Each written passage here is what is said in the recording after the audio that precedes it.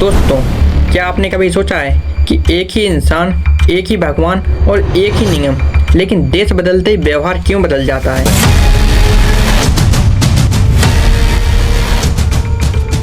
Japan में अगर कोई सड़क पर कचरा फेंक दे तो लोग शर्मिंदा हो जाते हैं, और भारत में अगर कोई गंगा में कचरा फेंक दे तो उसे आस्था कह दिया जाता है। जापान में ट्रेन 1 मिनट लेट हो जाए तो सरकार माफ़ी मांगती है, और भारत में हम कहते हैं कि चलता है।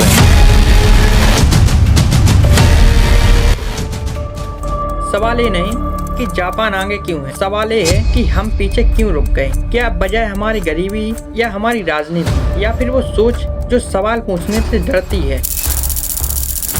आज की इस वीडियो में हम जापान और भारत की तुलना नहीं करेंगे, बल्कि भारत को उसकी हकीकत दिखाएंगे। साल था 1945।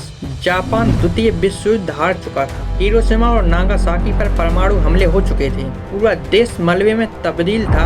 अर्थव्यवस्था खत्म हो चुकी थी और पूरी दुनिया जापान को हारा हुआ राष्ट्र मान चुकी थी। ठीक 2 साल बाद सन 1947 में भारत आज़ाद हुआ। सदियों की गुलामी से निकलकर एक नए देश का जन्म हुआ।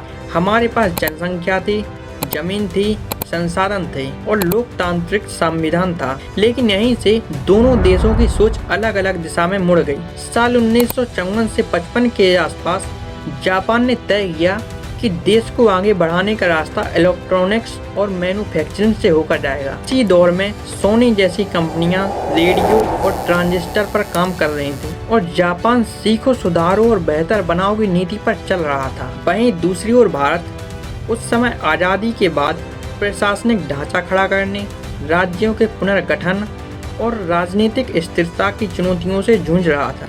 1964 में जापान ने दुनिया की पहली बुलेट ट्रेन शुरू की, जो तेज रफ्तार, समय की पाबंदी और अनुशासन की पहचान बनी। उसी समय भारत का रेल नेटवर्क बड़ा तो था, लेकिन उसकी पहचान देरी, भीड़ और व्यवस्था से बनने लगी थी। 1970 के दशक में जापान ने ऑटोमोबाइल्स और रोबोटिक्स में भारी निवेश किया।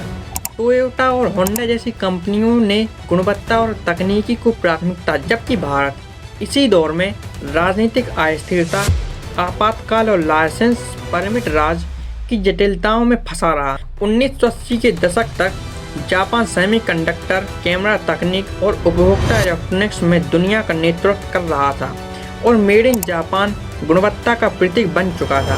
जबकि भारत में उसी समय सुरक्षित सरकारी नौकरी को सफलता का सबसे बड़ा पैमाना माना जाने लगा। 1990 के बाद भारत ने आर्थिक सुधारों की शुरुआत जरूर की, लेकिन तब तक Japan high speed rail, robotics और ऑटोमेशन में कई दशक आगे निकल चुका था। अब दोस्तों, असली सवाल ये है, हम पीछे क्यों? जापान जैसे देश जो तबाही और संसाधनों की कमी से गुजरे, आज अनुशासन और कानून में आगे हैं, और हम यहाँ नियम तोड़ना चालाकी बन गया, गंदगी बहाना आस्था बन गई और सवाल पूछना अपराध। तो असली समस्या सिस्टम की है या हमारी सोच की? कुछ फैक्ट्स के जरिए आपको जापान और भारत में कंपैरिजन बताता हूँ। जापान में कानून किताब में नहीं, लोगों के दिमाग में होता है। भारत में कानून दिमाग में नहीं, सिर्फ भाषणों में होता है।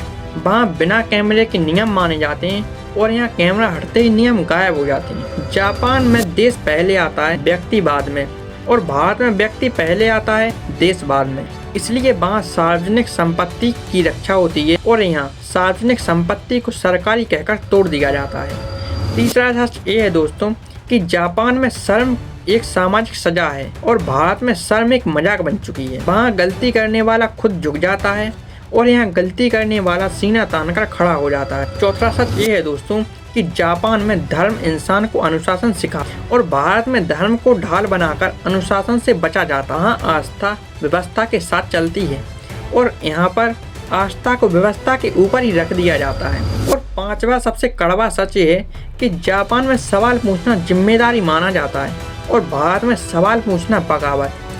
वहाँ आलोचना सुधार की शुरुआत है और यहाँ आलोचना दुश्मनी की पहचान। और फाइनली दोस्तों, आज इस पूरी कहानी के बाद सवाल जापान से नहीं बल्कि हमसे और हमारी सरकारों से है।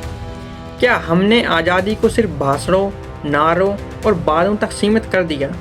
जब सिस्टम फेल होता है तो हम सरकार को दोष देते हैं, और जब सरकार नियम बनाती है तो हम उन्हें तोड़ देते हैं। तो गलती आखिर किसकी है?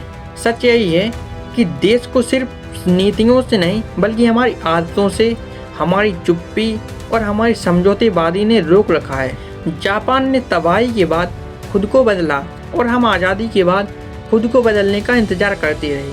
अगर यह वीडियो आपको सोचने पर मजबूर करता है तो शेयर कीजिए और अपनी राय कमेंट में लिखिए, और खुद से एक सवाल पूछिए, क्या ये देश सरकार से बदलेगा या हमें खुद से ही बदलाव की शुरुआत करनी पड़ेगी? तो दोस्तों, आप लोग ये अच्छे से जानते हैं कि जब तक देश का नागरिक नहीं बदलेगा तब तक देश नहीं बदलेगा, और पूरा ब्लेम हम पॉलिटिक्स या सरकार पर नहीं डाल सकते, क्योंकि जब सरकार नियम बनाती है तो उसे तोड़ने वाला एक देश का नागरिक ही होता है। तो पहले हमें खुद के अंदर झांक कर देखना होगा और खुद से बदलाव की उम्मीद लानी होगी, तभी जाकर देश बदलेगा।